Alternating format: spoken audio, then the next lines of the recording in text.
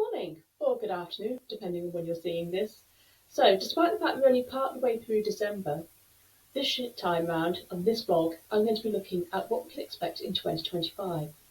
Now, because digital and tech have such massive influence and impact on our daily lives, this vlog, at least this time, is going to stray a little bit, just a little bit, into video and into law and into politics.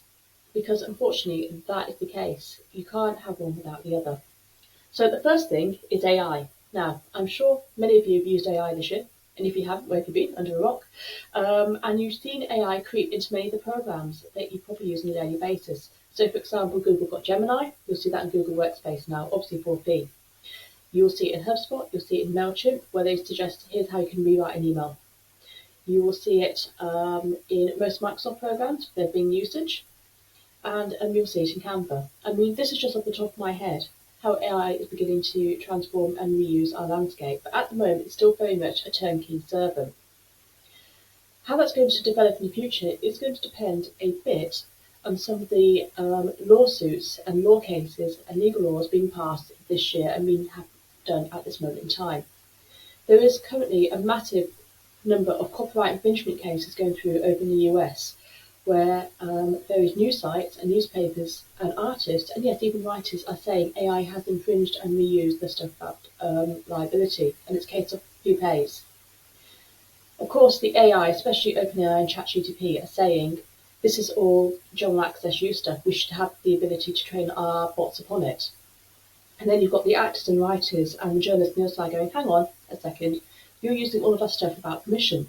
We should be remunerated for it. How this is going to work out in the future, I don't know. One lawsuit has already been thrown out in November over in New York, saying that they couldn't see enough applied harm coming from AI usage. However, it's very much watch this space. So there's a good chance that people are going to become a lot more conservative in the use of AI in the future. On top of that, we don't yet have a legal test for who is liable for AI. Is it the manufacturer? Is it the AI bot? Is it the user? So, for example, if someone gave the wrong advice in AI, say in a pharmacy or a healthcare setting, and the patient goes on and dies, who is liable? We just don't know. My recommendation and my prediction for 2025 is AI will become more embedded in the way that we use it, but it's also going to be a lot more subtle. And you're going to see people training AI more and more on their own data sets, so in effect creating their own AI bots and then using it at scale to create specific responses which they know they can control. So instead of going on the internet and saying, give me a blog article next what I said, you can still do that of course, but it's more likely go and have a look in my personal library on what I've spoken about in the past and give me responses based upon that. And that does two things. First, it should help the reliability of the information, and secondly, it should allow you to cross-check and cross-reference, and therefore have your own brand of voice. So let's see what happens there. The other thing about AI is the snake eating its tail problem. What we're not seeing at the moment is another massive AI advance despite all the hype, and there's some acknowledgement over in Silicon Valley that AI at the moment may hit a barrier and they're going to have to rethink because they can't keep using more and more data. They're running out. They're already using tetrabytes and gigabytes of data across the net web. What we're not seeing is a jump between ChatGPT 4 or 5, and some of the observers and watchers there are saying that they're going to have to go back and rethink how they use the larger language models in order to make the next breakthrough. I'm not an expert on this, there are plenty of people out there that are, but at this moment in time, I think you're going to see a lot of the companies devaluing AI in 2025, and there's some deflation in the market. From a user viewpoint, I'd recommend caution. Use it, enjoy it, play with it, but don't think it's be all and end all. It's no substitute for human experience. And that leads me on to the next thing. I think that user trust will become the biggest leading asset to marketers and to companies in general if you're online in 2025. So one of the reasons why I'm doing these videos is because you can see me, human me, with all my ums and ahs, talking about this. This isn't AI. This is me telling you my conclusions based upon 2 decades of working in the digital arena. Places where you can foster community and trust, where people can back up with the facts and statistics, can be incredibly useful moving forward. And I think experts will come back in fashion again. So if you're an influencer who's also an expert, who's got a follower, you're going to be in great demand. And this is partly because of what's been happening this year over in things such as the elections, where there's been accusations flying on both sides of the debate, both for US, for Indian, for UK, and to a certain extent for Europe, about dark state actors, liars, influencers, about knowing who's going to trust. At the time of videoing this, for example, I've heard that over in Romania, the High Court there has thrown out and annulled the first election results because of Russian influence and interference. And you're seeing the same over in Georgia. There's problems there. So going forward, who do you trust and where do you get your information is going to be really, really important. And if you can keep that influencer trust, if you can keep the email marketing trust, you're going to have an edge over all your competitors. Next up is data protection. Really, really boring, but so essential. Okay, and I do this so my clients don't have to. But there were 3 big data shifts this year, which we need to keep an eye on. The first one is the EU AI Act that went into force in August. It kind of went under the radar, I'll have to admit. I mean, I only found out about this when I came back off holiday. But it is important. I think it is going to start biting for us in 2025. Now, from a business viewpoint, the key thing here is a question of legal liability. And what the EU was looking at doing is prohibiting systemic risk. Okay, so for example, they're prohibiting social scoring systems.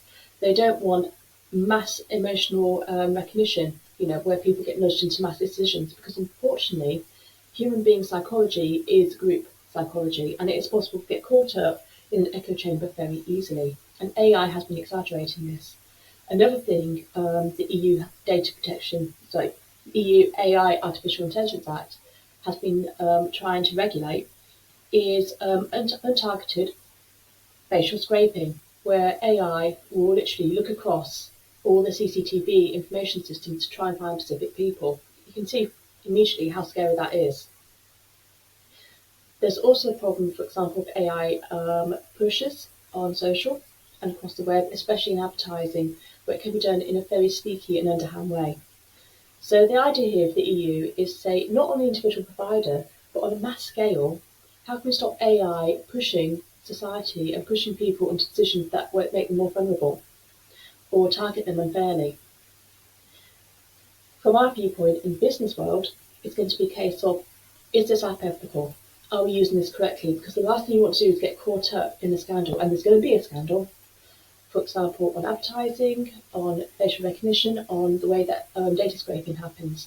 We've already seen smaller ones coming out, but this could be a big one happening. Because I said AI just magnifies everything. So keep an eye on that. I think 2025 is when we'd like to see the first test cases emerge in the EU. It's also likely to influence the USA. Now, as you know, we have an incoming Republican administration, which has been headed up by one of the world's massive tech bros. Elon Musk is going to have a massive impact and influence on what happens in the US at federal level. However, at state level, thanks to some of the court cases that are going through, and obviously each state has its own justices and its own law casework, we are likely to see smaller impacts. So I would recommend watching what's happening over in Texas and again in California, because both of those will have an impact going forward on what we can see coming out of the US. If you want to keep an eye on what's happening, both with AI and with data privacy in general, I really recommend following techpolicy.press, because they will keep a roundup of what's happening in all the cases, and it's a case of they'll give you an update as and when they need it. The other thing to look at, it's not law yet, but it's going to have an impact on us in a good way as well as bad, is what's happening over in the UK. The UK introduced, and it's just a bill at the moment, still being read through Parliament, the Data Use and Access Act in October of 2024. Now, the key thing here is they wanted to make data use much more seamless between healthcare providers and basically unlock what's going on in the NHS, which is currently using really ancient systems, and it's very hard, for example, for one NHS trust or GP to get information from another. And that can be absolutely fatal in some cases. So if someone, for example, lives over in Manchester and then has an accident down in Cornwall, the paramedics might not be able to get enough information off to save their life. If, for example, they need to know the blood type with the person who has diabetes. Very simple stuff like that. So the whole idea is that the systems for the NHS should work more seamlessly together, and they want to do this in the UK across most of public health. However, that's not to say that there's no impact on business, because there's a few things buried in the proposed legislation that will really help us. The first one is they want to provide privacy standards for data-driven research. So if you're planning to do a mass survey, or you're working in conjunction with one of the really big providers, let's say you're working with Monster, or you want to go to MailChimp and work with Intuit, or for example, over at Sage, they want to do some work on their CRM user database across an aggregate. The new Act will allow them to do that in such a way that it doesn't violate privacy concerns. At the moment, as I said, I can't give more details because it's going through Parliament, but it's one to watch. The other thing, which they have said explicitly in the proposed Act, is they want to remove some of the obligation on businesses around cookie tracking and privacy notices. So if people come back to you and say, I want X, Y, Z, and you simply don't have that information, you can say, I'm sorry, that's impossible. Also, they want to relax cookie content tracking for website analytics. This is quite exciting because I suspect most of the MPs, like us, are just fed up of having to say, I set these cookies or I don't set these cookies every time they jump on a website, because you can see the pop-ups and they're really impairing our experience. You just get fed up. Click, click, click. I've had enough. Just click this. I don't want any more. You've been there. I've been there. We've all done it. So the idea is, as long as the cookie tracking does not track user behaviour across websites, which in some cases it can do, then we'll be able to say in the background, we're just using this for analytics and we don't need to tell everyone every single time. And that's going to be a big win for digital marketeers. Okay? The final thing is that the data bill is going to expand on what's considered a legitimate interest for data processing. So, for example, at the moment, under ICO rules, you've got to tell who has access to the data and who can process it every single time. Okay, and it's a very tightly held group. But now we'll be able to relax it a bit and say, right, we'll be able to bring in, say, for example, Jo from accounts for admin purposes. She's got a legitimate interest. So you don't have to jump through so many hoops to make sure that data is handled correctly. As I said, a few things in here that could really help us. And that hopefully will happen in 2025. So that's what we've got at this moment in time for the legal side and what's happening in terms of trust and in terms of AI and tech development. In general, though, there are some consumer trends that you're going to want to watch for 2025. The first one, this year, 2024, was big for the rise of short-form video. I think that will continue going into 2025.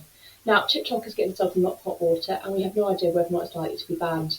But short-form video has gained traction on Facebook and Instagram as well, and you're seeing it happen over at things like LinkedIn. I don't think this trend is going anywhere anytime soon. So if you're doing long-form video, like I'm kind of doing here, consider doing short-form, because it's very easy, it's fast, it's fresh, it's easy for you to impart information quickly.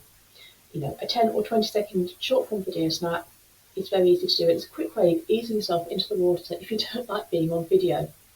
You know, for me, this is immersion therapy. I hate watching myself on video. The other thing to think about is voice search optimization. Now, this is an interesting one. Voice search has always been around, but it's only starting to gain traction now because you're seeing it more and more when people use their smartphone. So, you know, go back a couple of years and Hey Alexa was all the rage. You know, if you get an Alexa app and obviously you get the voice box as part of your Amazon deal at home. But a lot of people didn't use them because it wasn't very accurate or useful. Instead, what I'm seeing are people using it now on Android and Apple on their smartphones. So it'd be like, hey Google, tell me, for example, what the weather is doing in my area. Or hey Google, give me the train times. Hey Google, can you do this? Hey Google, I'm looking for a backpack that I can send to my father for Christmas. Please search through the last couple of conversations we had about it.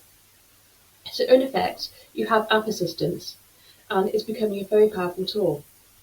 Now, voice search is really useful for shopping because, you know, hey Google, get me a size 12 dress in blue, and it will come up with it. And if you're optimized voice search, then you're obviously ahead of the pack, and this is really useful for e-commerce. It's also really useful if you're serving any form of services, especially in the business world, because this is likely to be something business execs and time-poor people use. So if you can get ahead of the pack by having a podcast or a video and you have it optimized on email, you're doing really well. So a few tricks here for voice search for email optimization. And this is important because over in Google, Gemini is now skim reading and summarizing your emails. So let me just repeat that. AI is skim reading and summarizing your emails. They're deciding now the inbox rules, and they're deciding going forward what to present to people. So you have an extra layer of gatekeeping happening. If you've got any form of inbox promotion, it's going to become incredibly important that you say who you are, what you're offering, that your call to actions are aligned correctly, that you have your alt text sorted on the graphics for your emails. So any graphic you have, make sure that you say what it is, because AI won't necessarily be able to read the graphics, but they will be reading the alt text. Also make sure your headings are correct. A lot of the time I've seen people just throw in paragraph after paragraph in their emails, but they don't bother with the headings. They just basically supersize the font. AI is not going to necessarily recognise that, but they will skim read what you're doing for headings. So if you can go heading 1, heading 2, heading 3, use taxonomies correctly. That's going to count for AI voice search optimization. Give it as much help as you can. Make sure you do alt text on your logos. Most of us will have a logo at the top or the bottom of our email, but we don't necessarily say what it is. So make sure from now on that you've got your alt text there with your strapline, and then make sure you've also got your link to your website, because AI will be reading that and voice search will be looking for it. So do all of that. It's just basic housekeeping. It will help you in the future, and it's going to help people who are blind or visually impaired anyway. Bear in mind that as a global population, be it America, Asia, the UK or Europe, the average age is getting older. The only exception to that is Africa. Therefore, people are going to be now supersizing their emails. They are going to be reading. They are going to be using voice to read aloud. Audio is going to become increasingly popular as our eyes age and cataracts grow and more of us have glasses. Make it easy for people. They want your stuff. Our job is to make sure that we don't put any barriers in the way when they get it. Okay? The final trend that I'm going to see in 2025 is more blurring between the lines for social and shopping. And this also applies to service providers. In fact, it's going to be easier for us than it is for the average e-commerce shop, because what we do and what we say is about ourselves and our words anyway. So, why not make it easy for people to buy from you on LinkedIn? Why not create more social share likes and buttons and what have you on Instagram? It's worth noting as well, and here's a little nugget which went unreported. eBay acquired Etsy. They did so last month, and they are likely moving forward to push that acquisition. So watch this space on the e-commerce side and see how it blurs together. You're going to see a lot more storefronts pop up on social, and there's no reason why we can't take advantage of that if you sell a course, if you sell a consultancy, if you want to just sell your time by the block. All of those things are going to accelerate in 2025. And, if Etsy can do it for craftsmen, there's no reason why we can do it for the services. So this is Natalie signing off. I hope you found this really, really useful. And if you have any questions, book me in for a session. Let's talk about how we can serve your business and increase it next year. Take care. Bye.